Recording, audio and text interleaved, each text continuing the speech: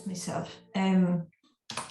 I am the head of a very small group in neuromuscular disorders, which is kind of an odd thing to find in a meeting packed with chemists interested in oligonucleotides. I'm not a chemist, and that's not my main expertise. So the main reason why I'm here takes me back a few years. So this was a bit over 10 years ago when we were celebrating. You may recognize Francesco, who was here yesterday telling us about the advances in the use of nucleic acid therapeutics for Duchenne muscular dystrophy. And this was when we were celebrating that we had just published the paper for the first systemic trial for the morpholino that ended up being at the Pearson eventually. And the thing is, a bit after, like 5 years after that, eteplirsen was approved by the FDA. And it was granted accelerated approval. However, this was extremely controversial for many of the reasons that Francesco mentioned yesterday. It is a drug that does work in a bit, although it doesn't give the patients the benefit that we all were hoping they will get when we were working on it. It is a drug that does restore the expression of the protein that those patients are missing, but to a very small extent.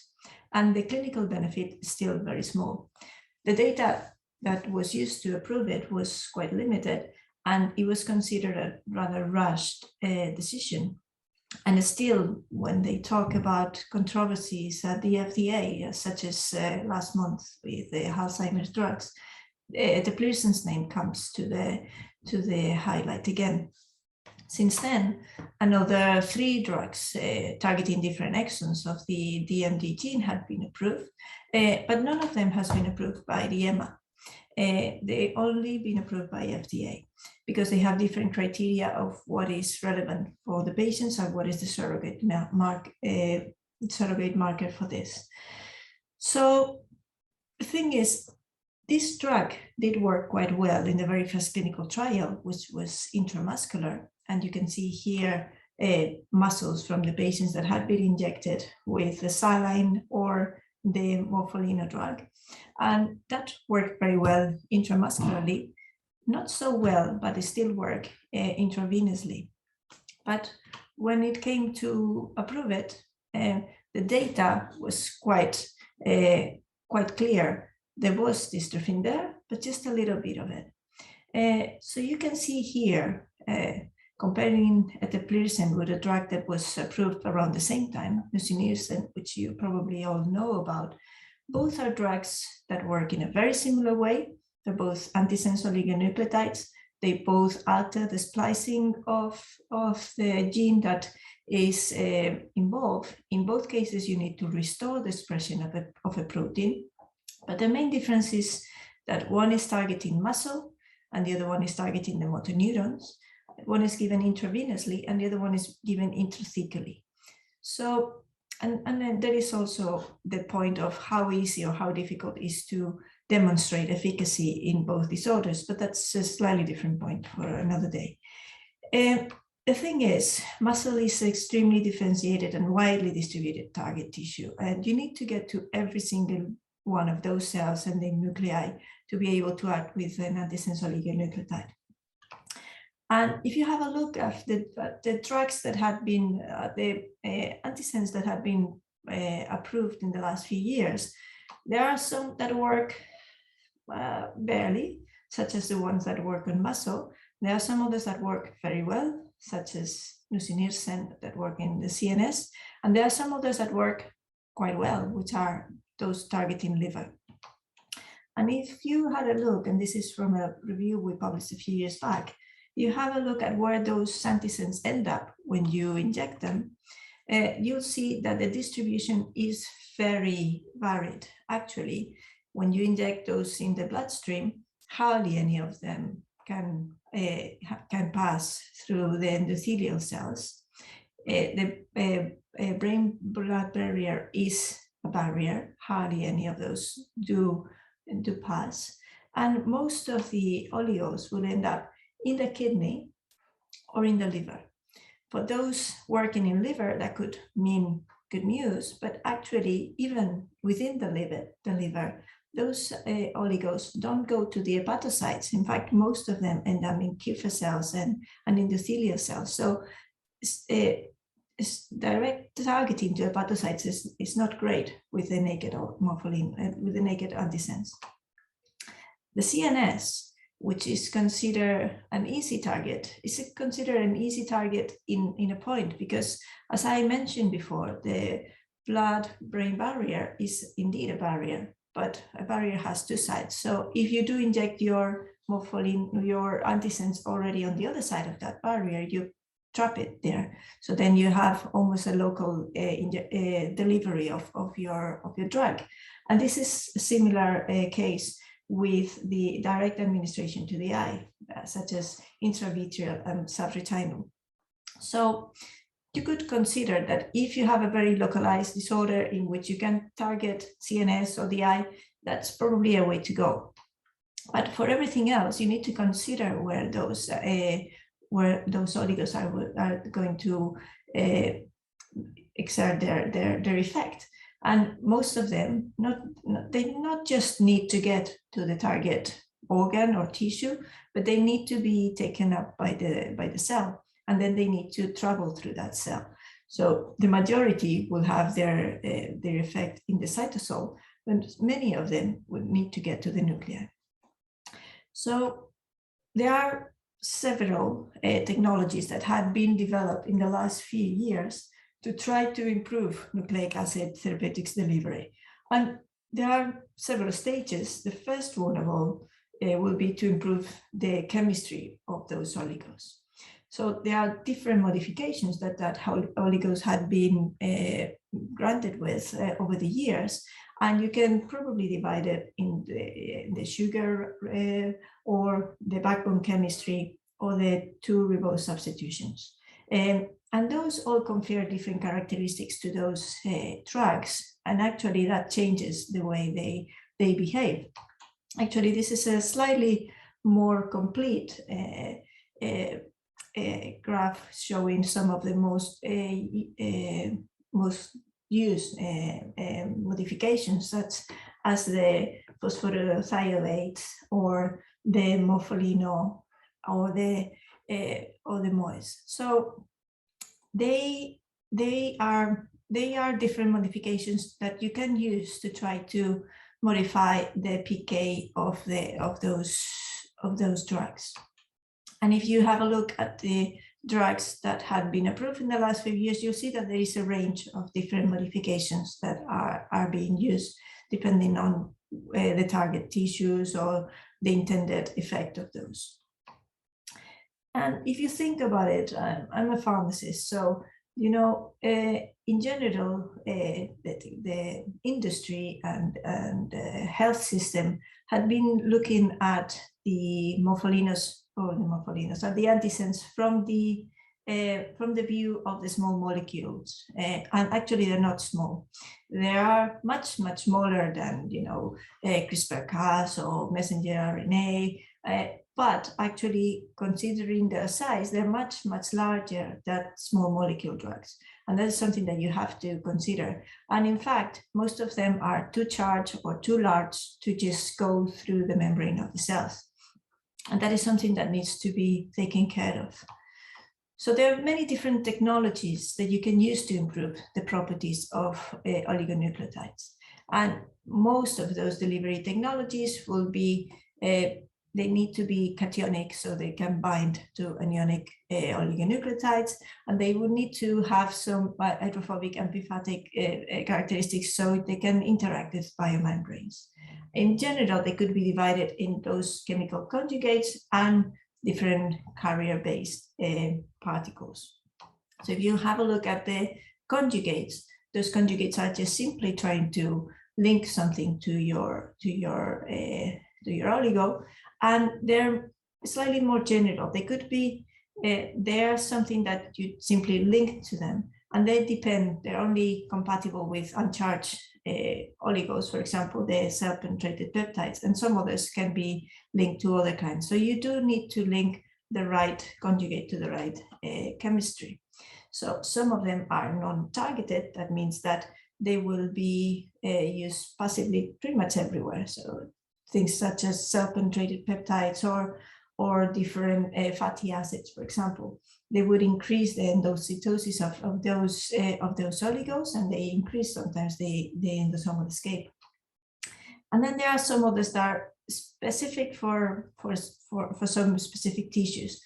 And in here is where lots of research has been happening in the last few years, and that has been for some tissues, such as the liver, had been a game changer. So as Francesca was telling you yesterday, for example, for muscle, which is what I'm interested in, there are now trials about to start linking those oligos with antibodies or with peptides.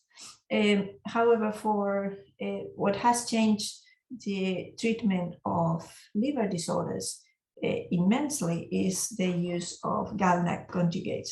That has changed the uptake around 10 to 30 fold, and that has changed the efficacy enormously. So the other thing that you may do is to use a carrier base. So those are compatible with negatively charged oligonucleotides, and they're very heterogeneous. So you can have lipid polymer nanoparticles, ionizable nanoparticles, different peptide complexes.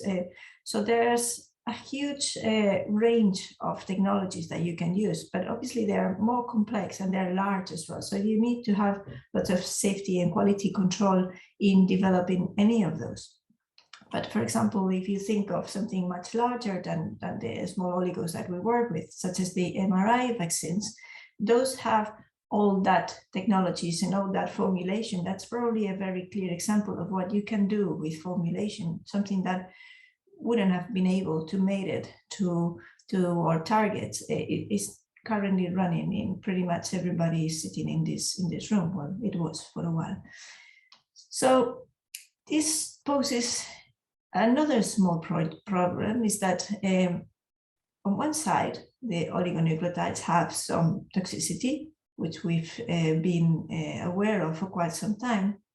They could be either depending on the sequence or sequence independent.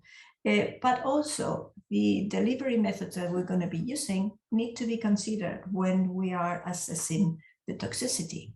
So this is something that is important, and for many years this wasn't considered until much later in the preclinical development of these drugs. But many of the methods to evaluate this toxicity preclinically were developed by industry. So sometimes, because many of those drugs had been developed by small academic groups in the past, they are not aware, or they're not that used to evaluating safety and toxicity the way industry is. So this is something that needs to be considered as soon as possible in this development. So the other thing, apart from getting to the target tissue, is being able to escape the endosome once the oligos had been taken by it. And if you have a look at what happens once the oligos are taken by the endocytosis, is that there is an intercellular trafficking, and they get trapped in the endosome. And it's been reported that around only 1% of the oligos end up leaving the endosome and being actually productive, which is a huge waste of a very good drug, and sometimes expensive drug. So being able to modify this endosomal treatment is something that will probably benefit most of the oligos. And the thing is, there's been quite a lot of things that have been tested, and actually it's a bit like, many of the endolytic agents that have been tested in the past are a bit toxic, because they're a little bit like having someone breaking in and opening all your drawers, when what you need is having something more like a cat burglar to go there and steal your jewels straight from where it was. We're working on that, but we're not quite there yet. And actually, I think this is something that, a bit like what GalNAc did for the liver disorders, could increase the efficacy many times. So you see that we have all those problems almost solved for some tissues, but not for others. So liver disorders, thanks to the GalNAc conjugation of the drugs, are right now having a bit of a springtime. Eye disorders, because it's something that is quite confined and easy to access, are okay. CNS, as long as it's a disorder that is only affected CNS, could be also in this list, although there's always something extra, but it's it's almost like a local delivery. But there's lots of other tissues that are still waiting for their GalNAc or the Eureka moment. So to try to solve this delivery problem, we do what we tend to do in most things, which is to get everybody around, like in the last chapter of the Avengers, and that's what we do. So I chair, and that's why I'm here today, I chair a network of researchers that is called DARTer. You have a website in there, and we are made of different expertise and different backgrounds. So we have on one side people who know about the target disease and the tissue that we're trying to treat. Then we have people who are nucleic acid chemistry experts, and we have people that are experts on drug delivery. And they come from many different backgrounds. They either academics, clinicians, pharma, and we also have representing patients, many associations. So the thing about this network, if you're interested in us, is that it's a cost-funded network, which means that it's a European Union initiative in which it's an open network. You don't need to be a member from the very beginning or haven't been in the project, etc. You can just join if you have a legitimate interest. Cost actions work that way. There are many others you probably want to search for. And this one is ours. I have a small video, but I think I'm going to need to stop sharing and share again because I forgot to include the audio. Let me do it again. I'll stop sharing, I'll share again. Sorry, I should have thought of that this a minute ago. Okay. Here we are again. So I'll show you what our action is about. There is a new class of drugs that can revolutionize medicine. They're called antisense oligonucleotides, or ASOs. These are synthetic pieces of genetic material that can bind precisely to the RNA molecules that cause disease and modulate their activity without altering the cellular genome. Therefore, ASOs can be used as a therapy for rare genetic disorders, cardiovascular and neurodegenerative diseases, and a wide range of cancers. This innovative method still faces challenges, for example, delivering them effectively to the target tissues without getting lost.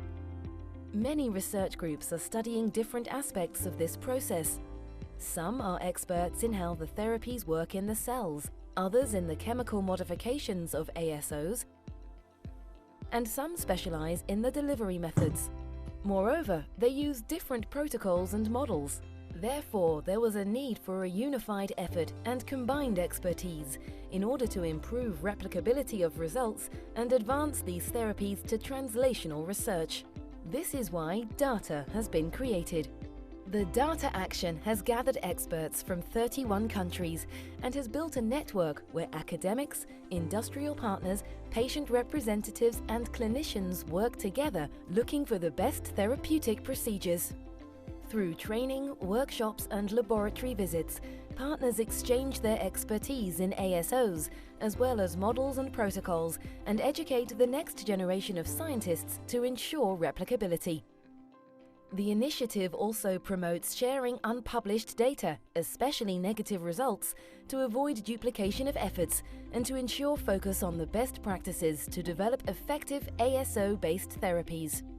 Thanks to the DARTer network, experts are joining efforts to design the best delivery methods to bring beneficial treatments to a wide range of patients and raise ASO therapies to their full potential. Okay, so basically this is in a nutshell what we are hoping to do. So we have 4 different working groups, one on delivery strategies, model systems, safety and toxicology, and then on communication. So basically the funding we have allows us to organize meetings. These days are slightly more complicated to make them in person. We're hoping to get back to those.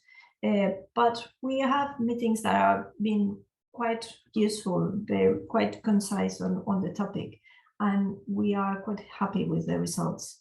So the other thing we do is training schools. We've been training our PhD students and ourselves in many very different things. Actually, this week we are repeating this training school on communicating research. And we also have funding for short-term scientific missions, which means that we can send people from one lab to another. And this is open to pretty much anyone. So let me know if you're interested. Industry can also host short-term scientific missions if anyone around here is a member of the industry. And then we have a few of the outputs. So we did publish this review recently, which you've seen some of the images in this presentation already. We have a website, and in our website we have a dissemination area where we have all the publications. And actually recently we did publish this book that you can download completely from our website and also from the publishers, because we made it open access. So this is a book of protocols, and it has a little bit for everyone, I think. It has things that are more a review, and then we have other things that are more on the chemistry and the different conjugation, and it's all on methodology, step by step. So we have in vitro models for many different tissues, and we have also in vitro models and in vivo models for different animal models, and then we have access to the CNS or the preclinical safety assessment, renal toxicity, and even things like patent consideration. So I think it's quite useful for anyone in the field. And as I said, we made it open access, all of it, or individual chapters, so you can find it. As mentioned before, we're also very interested in sharing negative results, so things that don't replicate as well. So we have already published a special issue, but this is something that we do during all our meetings. We try to have a section in which we share negative results. This is the special issue that we published last year. We also have a YouTube channel in which you can find many of the seminars and the talks that we organize. In fact, we also have regular seminars around once per month, or depending on the month, in which people can present work in progress, but also non-negative results or results that don't replicate. We have a Slack page where people can introduce themselves, look for partners for meetings or for projects or for applications to grants. We have a members database, and if you are a member, you have more access to it. But even if you're not, you can advertise your research group or your interest in there. So this is a bit like what you may find if you check mine, if you're a member. And I just want to advise you to contact us if you're interested. This is our website. You can contact me. You can contact me on Twitter. You can contact the whole action on Twitter. And I will be very happy to hear from you. The action is currently running till next year, but we are looking forward, continuing probably after this. So thank you very much, and I'll be taking questions if you have any.